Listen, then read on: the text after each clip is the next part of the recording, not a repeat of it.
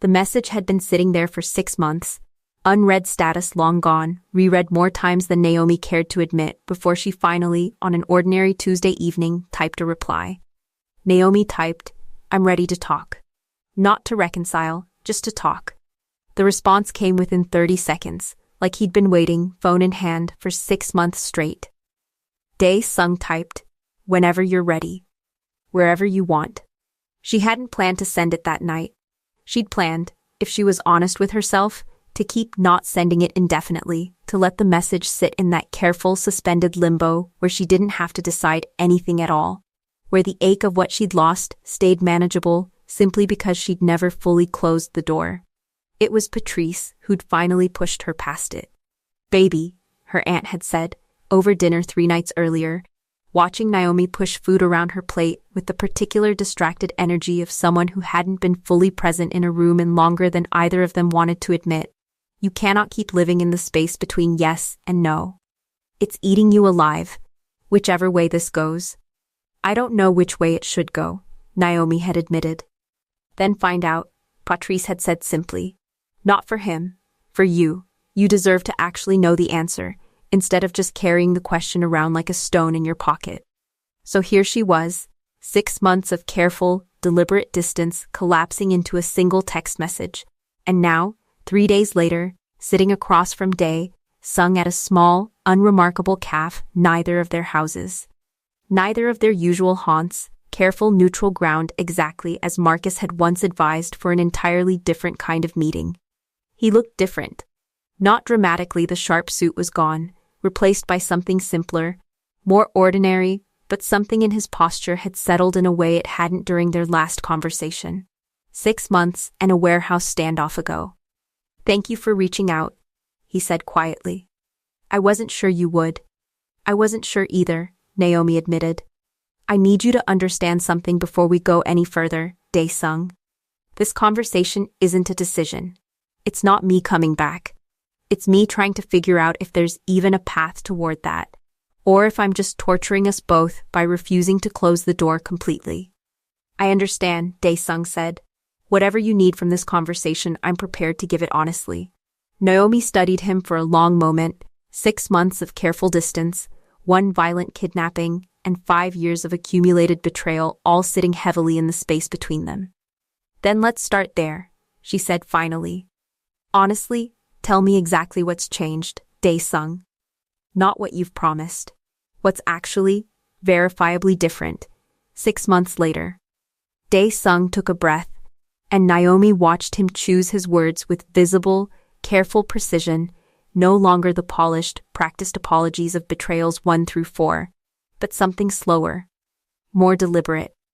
"The restructuring is complete," he said. "Fully. I have no operational control over anything outside the legitimate shipping business anymore. Jaemin runs the rest, and I have no path back into it even if I wanted one, which I don't." He paused. "I go to therapy twice a week, not because anyone requires it of me anymore, but because I finally understand there's something underneath the infidelity that I never actually addressed in 4 previous rounds of grand gestures. I'm trying to understand why I kept choosing to break something I claimed to value more than anything else in my life." "And what have you learned?" Naomi asked, genuine curiosity cutting through her careful guardedness. "That I confused love with entitlement for most of my adult life," Dae-sung said quietly. "That somewhere in building an empire on taking whatever I wanted, I lost the ability to understand that your love wasn't something I was owed simply because I wanted it badly enough. I took it the same way I took territory, took power, took everything else I'd ever wanted in my life, assuming it would simply remain mine, regardless of how I treated it." Naomi sat with that for a long moment, something in the specificity of his answer landing differently than any of his previous apologies had. "That's the most honest thing you've ever said to me," she said finally. "I've had 6 months of therapy and considerable solitude to arrive at it," Dae-sung said. "I'm not asking you to simply believe me, Naomi. I understand words have failed both of us 4 times already. I'm asking for the chance to actually show you, over time, that this is different." Naomi looked at him for a long moment, weighing 6 months of careful distance against something in his voice that felt, despite every hard-won instinct toward caution, genuinely, uncomfortably different. Okay, she said finally. Here's what I need. Not promises. Proof, real transparency, starting now. I want access to see how you're actually living, not just what you tell me. And I need time, Dae-sung. Real time, not a performance of patience while you wait for me to simply decide I've punished you enough. Take whatever time you need, Dae-sung said. I meant what I said 6 months ago. I'll be here. Naomi nodded slowly, something settling in her chest that wasn't quite hope, but felt, for the first time in longer than she could remember, like the beginning of an actual question worth answering, rather than a wound she'd simply learned to live around. She had no way of knowing, walking out of that cafe into the gray afternoon light, that she'd already begun quietly planning exactly how she intended to find her real answer, not through his words, but through watching, carefully, unnoticed. Exactly how Kwon Dae-sung behaved when he genuinely believed no one was watching at all. Welcome back, everyone. If you've been following Naomi and Dae-sung's story, thank you, genuinely, for asking for this next chapter. I read every single comment about how many times you'd forgive someone, and honestly, some of your answers surprised me. If you're new here, go watch parts 1 and 2 first. This one won't land the same way otherwise. Drop your city or country below, always. Now I have to tell you, this chapter is going to test everything you think you know about whether Dae-sung has actually changed. Watch closely, because by the end, you're going to have a real answer to that question, one way or another. Subscribe if you don't want to miss it. Okay, let's find out what Naomi's actually planning. Naomi's plan began, as most good plans did, with Hae-won. She called 2 days after the CAF meeting, uncertain, at first, whether reaching out to Dae-sung's own head of security felt like a betrayal of the fragile new honesty they'd agreed to, or simply a reasonable extension of it. Mrs. Kim, Hae-won said, answering on the second ring, something careful and slightly surprised in her voice. I wasn't expecting to hear from you directly. I need to ask you something, Naomi said, and I need you to understand I'm not asking you to betray Dae-sung's trust. I'm asking you to help me understand whether trusting him again would actually be safe. There was a pause on the line, considered and thoughtful. I'm listening. He told me the restructuring is complete, Naomi said, that he has no operational control outside legitimate shipping anymore. I believe he believes that. But I've believed his promises 4 times before, Hae-won. And I need to know, is it actually true? Not his intention. The verifiable reality. It's true, Hae-won said, without hesitation. I oversaw the transition myself. Sir insisted on full documentation, legal separation from every prior operation. I can send you the paperwork if it would help, though I recognize documents alone won't necessarily rebuild trust that's been broken this many times. It's a start, Naomi said. But I need something else from you too. Something I need you to think carefully about before agreeing. What is it? Naomi took a breath, aware of exactly how significant a request this actually was. I need to see him, genuinely see him, in moments when he doesn't know he's being observed. Not spying exactly. I'm not asking you to install cameras in his bedroom or anything like that. I mean, the ordinary moments. Business trips. Late nights. The situations that, historically, are exactly where his previous betrayals happened.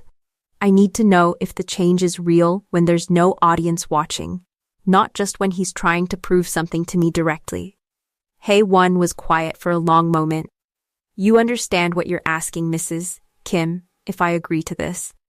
And he ever discovers I facilitated it without his knowledge, I know, Naomi said. I'm not asking you to do anything deceptive or invasive. I'm asking you to simply tell me, honestly, about situations as they naturally arise, not manufacture anything, not manipulate circumstances, just give me visibility into moments that would already be happening regardless of my involvement. Another long pause. I've worked for Kwon Dae-sung for 11 years, Hae-won said finally. I watched him build an empire, and I watched that same empire nearly cost him everything that actually mattered. I think, genuinely, that the man who emerged from the past 6 months is different from the one who built it. She paused. but I also understand that my belief isn't the same as your certainty. And you deserve the chance to arrive at your own answer, based on real evidence rather than my assurance. So you'll help? Naomi asked. I'll help, Hae-won said. Carefully, ethically, as much as the situation allows. But Mrs. Kim, if I do this, and the answer turns out to be that he hasn't actually changed, I need you to understand I'll tell you the truth regardless of what it costs him. Or costs my continued employment. I won't protect him at your expense, not after everything I watched happen to you and your aunt. That's exactly what I need to hear, Naomi said, relief and lingering uncertainty tangling together in her chest. Thank you, Hae-won. The opportunity arrived faster than either of them expected. 3 weeks later, Hae-won called with careful, deliberate neutrality in her voice. Sir has a business trip to Busan next week. 3 days, negotiating a legitimate shipping contract with a company whose executive team includes a woman he had a brief relationship with years before he met you. I only know this because I handled his security detail during that earlier period. Naomi's stomach tightened. Does he know you're telling me this? No, Hae-won said, and I'd prefer to keep it that way if you're comfortable with that. I'm not orchestrating anything, Mrs. Kim. This meeting was scheduled months ago entirely for legitimate business reasons. I'm simply telling you it's happening, and that historically, exactly this kind of scenario travel.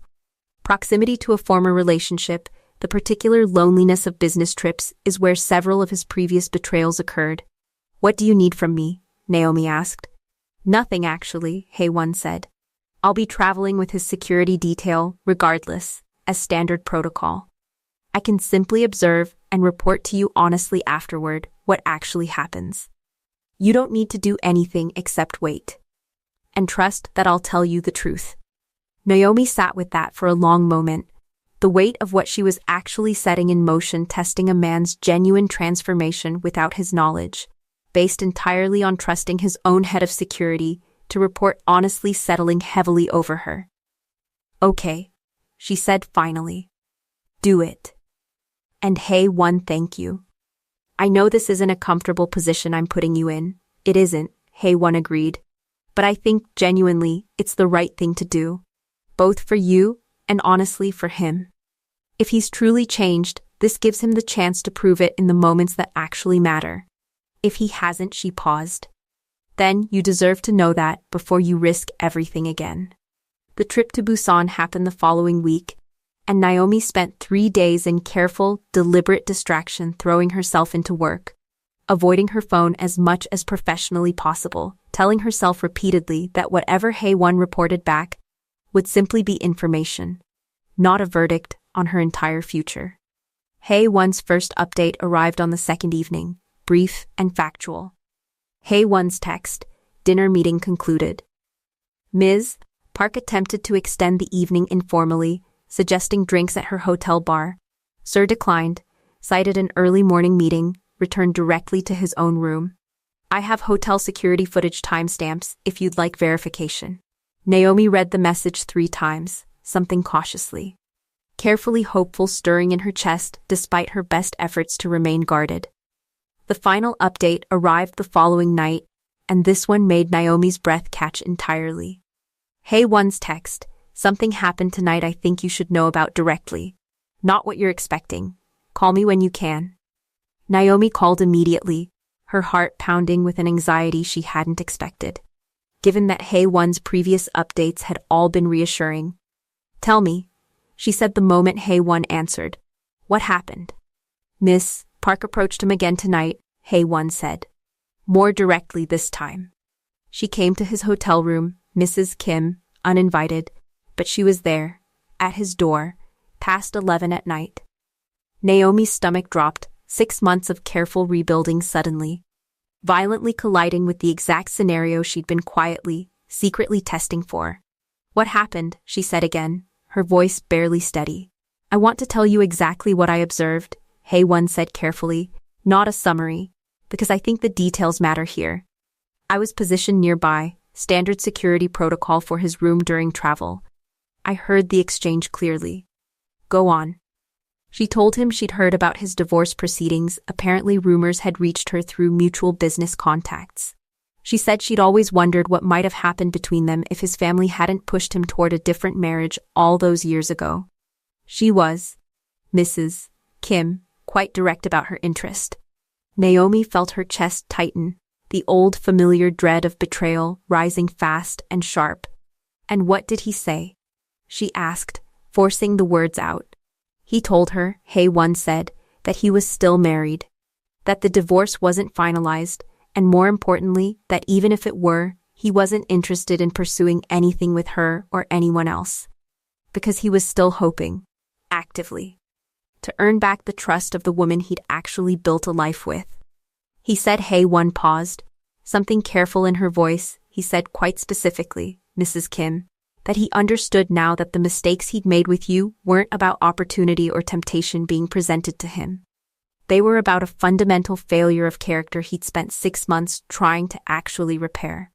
And that repairing it meant closing doors like this one decisively, not just avoiding temptation when it was convenient. Naomi sat frozen, processing this, relief and something more complicated tangling together in her chest.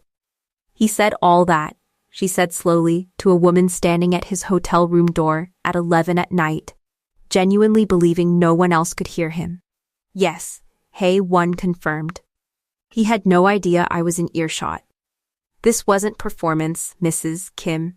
This was him, alone, facing exactly the kind of moment that broke your marriage 4 times before, and choosing, without any audience, without any incentive beyond his own internal conviction, to close the door completely. Naomi felt tears gathering, 6 months of careful, guarded distance finally cracking under the weight of genuine, verified proof. "Is there more?" she asked. "One more thing," Hae-won said. "After Miss Park left, I heard him on the phone. I believe he was talking to his therapist, given the context an emergency session, apparently, because he said he wanted to process the moment immediately, rather than let it sit unaddressed until his next scheduled appointment. He said, and I'm quoting as closely as I can remember, "I need to understand why moments like this still feel dangerous to me.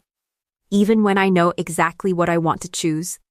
I don't want to just white-knuckle through the right decision every time. I want to understand why the temptation exists at all." Naomi sat in silence for a long moment, the full weight of what she'd just learned settling over her. "Thank you, Hae-won," she said finally, her voice thick with emotion she hadn't expected to feel this strongly. "For telling me all of this. For everything." "Mrs. Kim," Hae-won said, something gentler entering her usually formal voice. "For what it's worth, in 11 years working for this family, I have never once seen him handle a moment like tonight's with this kind of clarity. I'm not going to tell you what to do with this information. That's genuinely not my place. But I wanted you to have it, fully, honestly, exactly as it happened." Naomi ended the call and sat alone in her apartment for a long time afterward, the careful, guarded distance she'd maintained for 6 months suddenly, completely upended by evidence she hadn't fully expected to find, not a performance staged for her benefit, but genuine, private integrity. Chosen in a moment when choosing otherwise would have cost him nothing visible at all. She thought of the 4 previous betrayals: the hotel receipt, the deleted text, the woman's number saved under a fake name, the lipstick on the collar that had finally broken something in her completely. She thought of 6 months of careful, consistent action, the therapy, the restructuring, the complete transparency he'd offered without complaint. And now this proof, verified and witnessed by someone with no reason to lie to her, that the change wasn't simply performance for her benefit, but something real, chosen even when no one was watching. Her phone buzzed. A text from Dae-sung, sent from Busan, entirely unaware of what Hae-won had just relayed. Dae-sung's text? "Trip's almost done. Heading home tomorrow. I keep thinking about our conversation at the cafe. I know I said I'd give you time, and I meant it completely. I just wanted you to know I'm thinking of you, even from here." Naomi stared at the message for a long moment, something warm and cautiously, fragile, hopeful, moving through her chest in a way she hadn't allowed herself to feel in longer than she could remember. She didn't respond immediately. But for the first time in 6 months, she found herself genuinely, seriously imagining what it might actually look like to let him back in. Her phone buzzed again, not Dae-sung this time, but her mother-in-law, Kang So-jin, a name that made Naomi's stomach tighten with fresh unease given the timing. So-jin's text, "Naomi, I need to speak with you directly, as soon as possible. It concerns the family, and I believe it's time we discussed your situation with Dae-sung openly, whether or not you're ready for that conversation." Naomi stared at the message for a long moment, the warmth of the past hour giving way to something more wary. She agreed to meet the following afternoon, choosing, deliberately, a public restaurant rather than the Kim family estate neutral ground, exactly as she'd learned to insist on since this entire ordeal began. So-jin arrived precisely on time, as always, though something in her usually composed posture carried more urgency than Naomi had seen from her since the night Patrice was taken. "Thank you for meeting me," So-jin said, settling into her seat with brisk efficiency. "I'll be direct, Naomi, because I think you've earned directness after everything this family has put you through. The extended family is putting pressure on me, on Dae-sung, about the divorce proceedings, about the appropriate timeline for resolving the situation one way or another." "What kind of pressure?" Naomi asked carefully. "The business kind," Soo-jin said. "Several of our longtime partners are uncomfortable with the ongoing uncertainty. An unresolved, public marital situation creates exactly the kind of instability shareholders and partners dislike. There's pressure building for Dae-sung to either finalize the divorce cleanly or resolve the reconciliation quickly, so the company can move forward with clear leadership optics either way." Naomi felt something tighten in her chest, not quite anger, but a familiar, exhausting wariness. "So you're here to push me toward reconciliation, for the company's sake?" "No," So-jin said firmly, surprising her. "I'm here to warn you that pressure is coming, from multiple directions, and I wanted you to hear it from me first, honestly, rather than have it ambush you through back channels or business associates who don't actually understand what you've survived these past 6 months." Naomi studied her mother-in-law carefully, uncertain whether to fully trust this apparent shift in allegiance. "Why does that matter to you? 6 years ago, you were the one calling me hysterical for confronting Dae-sung about a lipstick stain. What's changed?" So-jin was quiet for a moment, something genuinely reflective entering her sharp features. "I watched my son voluntarily give up an empire to protect your aunt," she said finally. "I watched him spend 6 months in therapy, actually confronting things about himself I don't believe he'd ever honestly examined before. And I watched you survive a kidnapping meant to punish you for loving him, and still choose, deliberately, careful step by careful step, to figure out whether trust could actually be rebuilt, rather than simply demanding it be handed to you." She paused.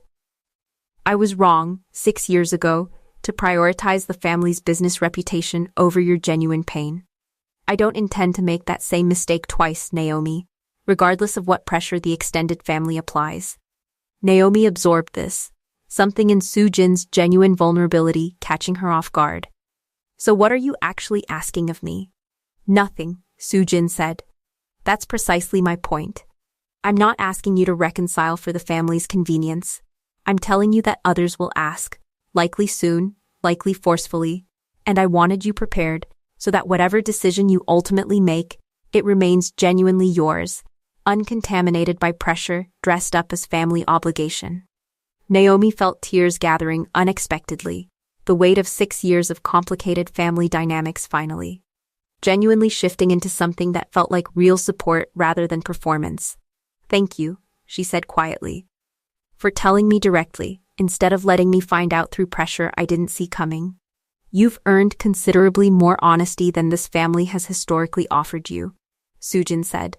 "I intend to keep offering it, regardless of what you ultimately decide." The pressure Soo-jin had warned about arrived faster than either of them expected. Within days, Naomi found herself fielding careful, pointed calls from extended Kim family members, business associates offering unsolicited opinions on the appropriate timeline for resolving marital uncertainty. Even a carefully worded article in a business publication speculating about the prolonged instability affecting Quan Enterprises' leadership optics. Marcus called her directly, his voice careful and professional. Naomi, I need to ask you something, and I want you to know there's no wrong answer here. Are you feeling pressured by any of this? Because if you are, I want to remind you the divorce proceedings remain entirely within your control. Nobody, not the family, not the business press, not anyone, gets to dictate your timeline. I know, Naomi said. And honestly, Marcus, the pressures made me more certain of something, not less. What's that? That whatever I decide, Naomi said, it has to be entirely mine. Not influenced by shareholders, not rushed by extended family discomfort, not even shaped by how good the evidence from Busan made me feel in the moment. I need to arrive at this decision on my own terms, in my own time, or it won't actually mean anything real. She called Dae-sung that evening, her voice steady despite the whirlwind of pressure surrounding both of them. I need to tell you something, she said once he'd answered. Your family, your business associates, they're applying pressure. On both of us, probably, though I imagine differently. I want you to know, clearly, that whatever happens between us, it's not going to be decided by any of that. Not by your mother, not by shareholders, not by anyone except us. I agree completely, Dae-sung said, something firm and immediate in his voice. Naomi, I want to be clear. I've told my mother, told the board, told anyone who's asked, that I won't rush you. Regardless of what pressure they apply. If it takes another 6 months, another year, I'll wait. This isn't a business decision to me. I refuse to treat it like one. Naomi felt something settle in her chest, genuine relief mixing with the cautious hope that had been building since Hae-won's report from Busan. I believe you, she said quietly. And Dae-sung, I think I'm ready to actually talk. Really talk. Not another careful, guarded conversation at a neutral cafe. I want to tell you what I've learned these past few weeks, and I want you to tell me honestly what these 6 months have actually meant to you. Whenever you're ready, Dae-sung said, something hopeful and careful in his voice. I'll be there.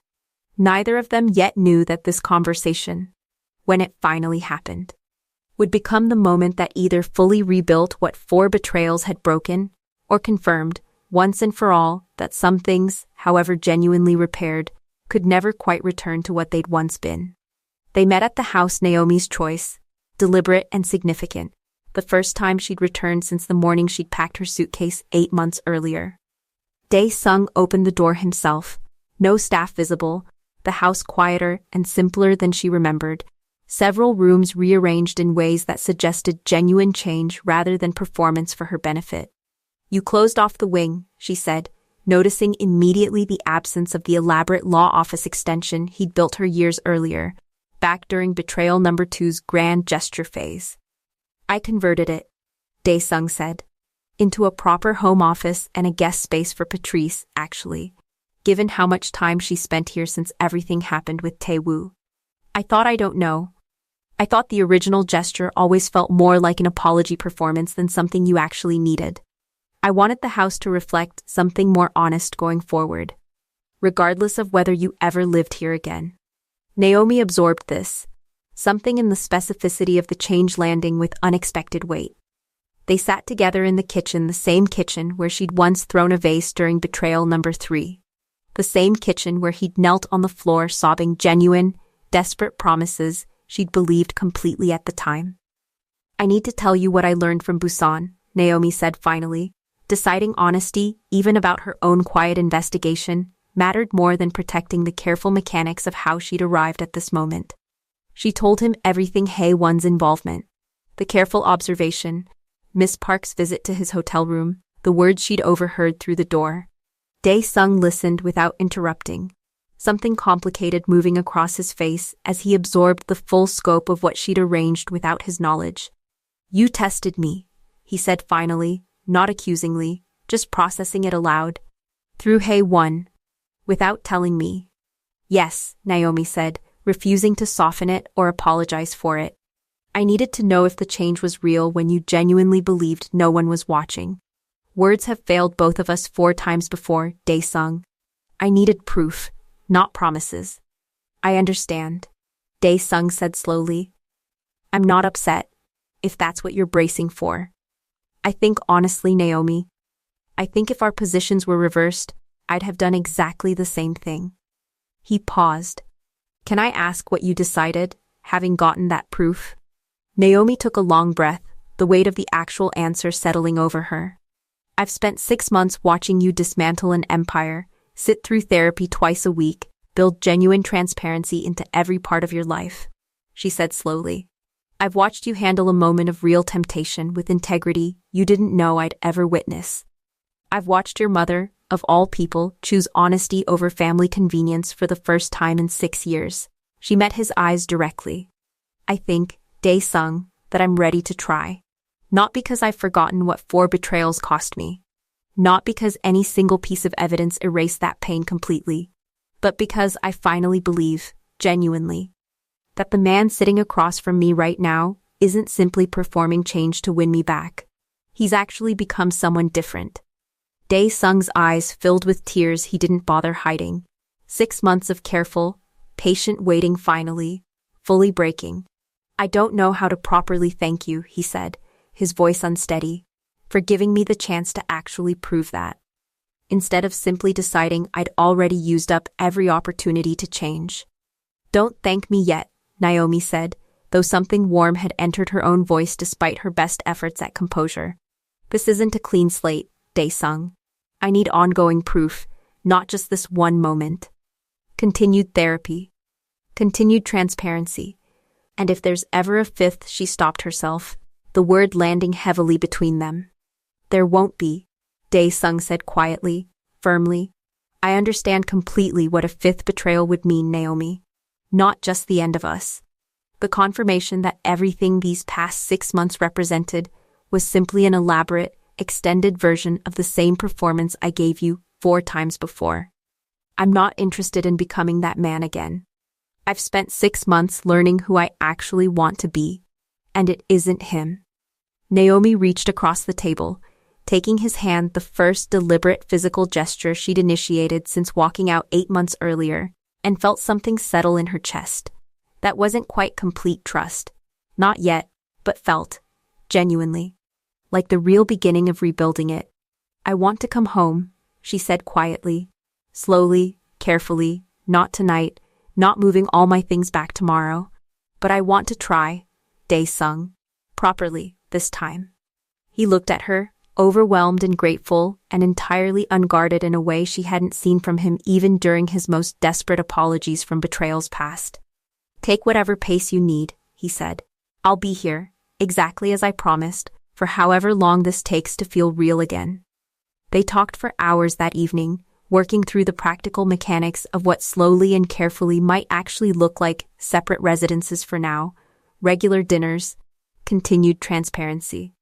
The divorce paperwork paused rather than finalized while they gave this genuine effort a real chance. It was nearly midnight when Naomi finally prepared to leave, and Dae-sung walked her to her car, something easy and hopeful settling between them for the first time in longer than either could remember. 6 months ago, Naomi said, pausing at her car door. I genuinely didn't think I'd ever feel this again. Whatever this is. I didn't think I deserved the chance to find out, Dae-sung said quietly. She drove home that night with something lighter in her chest than she'd carried in years, entirely unaware that 4 weeks later, sitting in her own apartment, feeling unusually exhausted and unable to shake a persistent, unfamiliar nausea she'd initially blamed on stress, she would sit in her bathroom staring at a small plastic test with 2 lines that would completely, irreversibly change the shape of whatever came next for both of them.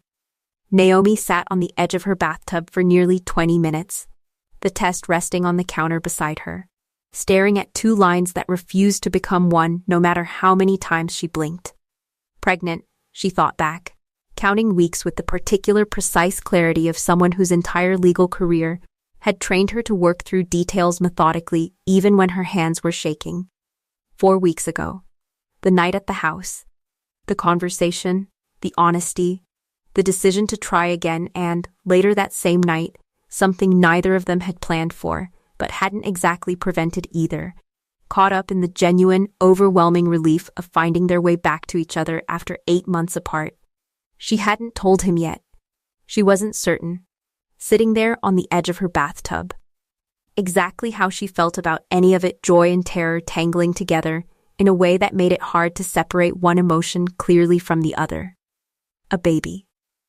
With a man I only decided to try trusting again 4 weeks ago. A man with 4 documented betrayals in his past, however genuinely he's changed since. A man whose world nearly got my aunt killed less than a year ago. Her phone buzzed. A text from Dae-sung, entirely unaware of what she was currently processing alone in her bathroom. Dae-sung's text? Dinner Friday? I found a place that does that jollof rice recipe you mentioned wanting to try. Small step, I know. But I wanted an excuse to see you. Naomi stared at the message, something warm and complicated moving through her chest. 4 weeks of careful, deliberate rebuilding, regular dinners, honest conversations. The slow, patient work of actually trusting someone again after everything now suddenly, irrevocably complicated by news that would demand an entirely different kind of commitment than either of them had explicitly agreed to yet. She called Patrice first, needing her aunt's steady, grounding presence before she could even begin processing this with Dae-sung directly. "Baby, what's wrong?" Patrice asked immediately, picking up on the first ring, some instinct clearly alerting her that this wasn't a casual call. "I'm pregnant," Naomi said, the words feeling strange and enormous leaving her mouth for the first time. There was a long pause on the line. "Well," Patrice said finally, careful and measured. "That's certainly a development." "I don't know what to do with this, Auntie," Naomi admitted, tears finally spilling over now that she'd said it out loud to someone. 4 weeks ago, I decided to try trusting him again. 4 weeks, and now this happens. And I don't know if I'm ready. I don't know if we're ready. I don't know if bringing a child into a relationship still this fragile is, Naomi. Patrice's voice was gentle but firm, cutting through the spiral. "Breathe. Whatever you decide about this pregnancy, about Dae-sung, about any of it, you don't have to figure it all out in the next 10 minutes on the phone with me." "I have to tell him," Naomi said. "Don't I?" "Regardless of what I ultimately decide." "That's a decision only you can make," Patrice said carefully. "But baby, I raised you to believe in honesty, even when it's terrifying. If you're asking my genuine opinion, I think he deserves to know, and I think you deserve his support while you figure out what comes next, whatever that looks like." Naomi sat with that for a long moment, fear and something more complicated tangling together in her chest. She called Dae-sung that evening, her voice carefully controlled despite the storm of emotion underneath. "Can you come over?" she asked. "Tonight, if possible. I need to tell you something." He arrived within the hour, and the moment he saw her face pale, uncertain, carrying news she hadn't fully processed herself yet, his own expression shifted immediately into careful concern. "What's wrong?" he asked. "Naomi, you're frightening me." "I'm pregnant," she said, deciding, in the end, that there was no gentle way to ease into news this significant. The room went completely silent, Dae-sung's face cycling rapidly through shock, disbelief, and something else entirely, a raw, unguarded joy he seemed to catch himself trying to suppress, uncertain whether that reaction was appropriate given everything still unresolved between them. "You're pregnant," he repeated slowly. 4 weeks, Naomi confirmed, from the night we talked at the house. "I only found out an hour ago." "How do you feel?" Dae-sung asked carefully, clearly working hard to manage his own reaction until he understood hers first. "Terrified," Naomi admitted, genuinely, completely terrified, Dae-sung. "We're 4 weeks into rebuilding something that took 4 betrayals to break. I don't know if bringing a child into that is responsible, or if it's going to add pressure that breaks everything we're trying so carefully to rebuild." "I understand the fear," Dae-sung said slowly, sitting down beside her, giving her space despite the obvious, overwhelming emotion visible beneath his careful composure. "But Naomi, can I tell you honestly what I'm feeling, alongside that fear?" "Please, I'm terrified too," he admitted. "Of failing this child the way I failed you, 4 separate times, of not being the kind of father who deserves the chance to raise someone this important. He paused, something fierce and certain entering his voice despite the fear underneath. But I'm also feeling something I didn't expect to feel this strongly, given everything still uncertain between us. I'm happy, Naomi, genuinely, overwhelmingly happy. In a way that feels almost inappropriate given how fragile everything still is. Naomi felt tears gathering again, the complicated tangle of fear and hope in her own chest finding an unexpected echo in his. What do we do? She asked quietly. About all of it, the pregnancy, the reconciliation, the timeline neither of us actually planned for. I think, Dae-sung said slowly, that we handle it exactly the way we've handled everything else these past 4 weeks. Honestly, carefully, without letting anyone else's timeline or expectations dictate what we actually need. He took her hand gently. This doesn't have to mean we rush the reconciliation faster than you're ready for.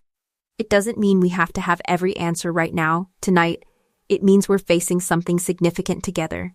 The same way we're rebuilding everything else together slowly, honestly, one genuine step at a time. Naomi looked at him. 4 weeks of careful rebuilding suddenly, dramatically accelerated by news neither of them had planned for, and felt something settle in her chest despite the enormous uncertainty still ahead. I need time to process this properly, she said. Not just the reconciliation timeline. This too. A baby, Dae-sung. That's permanent in a way nothing else between us has been yet. Take whatever time you need, Dae-sung said quietly. I meant that when I said it 8 months ago, and I mean it even more now. Given the stakes. They sat together in comfortable, uncertain silence for a long while, the shape of their future suddenly, irrevocably more complicated than either of them had anticipated when Naomi had finally sent that first text 3 months earlier. Her phone buzzed. Marcus, her attorney, reaching out about the paused divorce paperwork. Marcus's text, Naomi, just checking in on timeline. No pressure, but the paperwork's been sitting stagnant for a month now. Let me know whenever you're ready to either finalize or formally withdraw the filing. Naomi stared at the message, the weight of the decision now carrying stakes she hadn't fully anticipated when this entire, careful process of rebuilding had begun. Naomi didn't answer Marcus's text for 3 days, sitting instead with the full weight of everything: the pregnancy, the reconciliation, the divorce paperwork suspended in careful limbo, until finally, on a quiet Sunday morning, she called Dae-sung. I want to talk, she said. Properly, about all of it. Can you come over? He arrived within the hour, and this time, Naomi had prepared not a script exactly, but a clear sense of what she needed to say. 4 weeks of processing finally crystallizing into something concrete.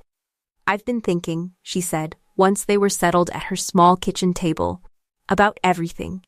The pregnancy, the reconciliation, what I actually want going forward. And I think I've arrived somewhere real, Dae-sung, not just reactive fear or reactive hope, but something I can actually stand behind. I'm listening, Dae-sung said carefully. I'm not withdrawing the divorce paperwork, Naomi said, watching his face carefully as she said it, but I'm also not finalizing it. Not yet. I think I need it to exist actually, as insurance, not because I expect to need it, but because I think part of what broke in me across 4 betrayals was losing the sense that I had genuine power in this relationship, genuine ability to protect myself if things went wrong again. Keeping that paperwork paused, rather than gone entirely, lets me hold on to that power while we continue rebuilding. Dae-sung absorbed this, something thoughtful and accepting crossing his features. That's fair, he said. More than fair, actually, I think, Naomi. I think that's exactly the kind of boundary I need to respect completely, without treating it as evidence you don't trust the progress we've made. It's not about not trusting the progress, Naomi said. It's about trusting myself enough to protect what I've rebuilt, regardless of what happens next. Both things can be true simultaneously. I understand, Dae-sung said. And the pregnancy? What do you need from me, moving forward? Naomi took a breath, the weight of this next part settling heavily. I want to keep it, she said. I've known that pretty clearly since the shock wore off. Actually, I want this baby, Dae-sung, regardless of how complicated the timing is. But I need you to understand this doesn't mean I'm rushing our reconciliation faster than I'm actually ready for. We're going to be parents together, whether or not we're fully back together as a married couple by the time this baby arrives. I need you prepared for that possibility. I am, Dae-sung said, without hesitation. Naomi, I want to be honest with you. My hope, genuinely, is that we'll be fully reconciled long before this baby arrives, married in practice as well as on paper again.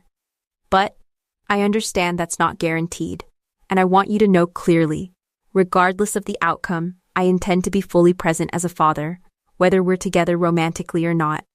That's not conditional on anything else between us. Naomi felt something loosen in her chest, the specificity and immediacy of his commitment landing with genuine weight. There's something else, she said. I want us to tell your mother together. And Patrice. Properly, not as gossip that reaches them through the family grapevine before we've had the chance to explain the actual context. Agreed completely, Dae-sung said.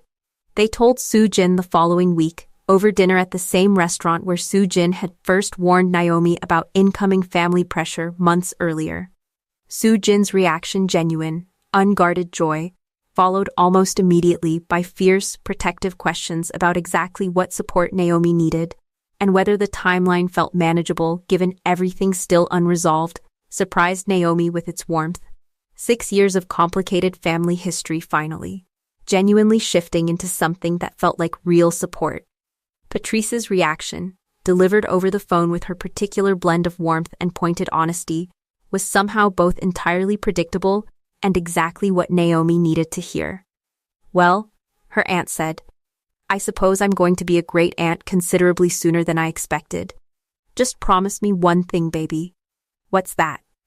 That however this goes, married, not married, together, apart, you remember that you built an entire life for yourself before this man ever came back into the picture, and you can absolutely build one for this baby too, with or without him, if it ever comes to that.